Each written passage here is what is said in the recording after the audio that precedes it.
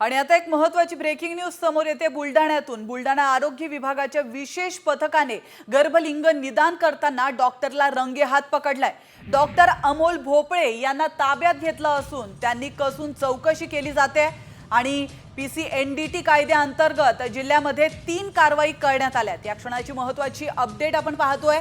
या पथकाने sonography machines seal केलेले आहेत। गर्भलिंग निदान प्रकरणामध्ये मोठं रॅकेट पुढे येण्याची शक्यता देखील वर्तवण्यात येते।